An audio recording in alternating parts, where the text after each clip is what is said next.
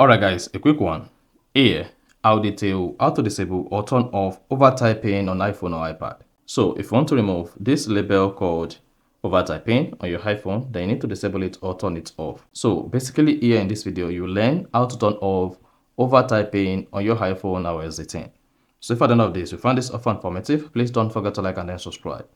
Now the first thing you want to do is go ahead and open the settings app on your iPhone. On the settings page, scroll down and click on accessibility. Once you selected accessibility, scroll down, keep scrolling until you get to accessories, and under accessories, click on keyboards and typing. Under keyboard and typing, locate overtyping. That's the first option on the page. Click on it. There you go. You should see overtyping turned on. Now to turn off or disable overtyping, all you just need to do is toggle this off. Then you should see overtyping disabled. Then you can now exit this page.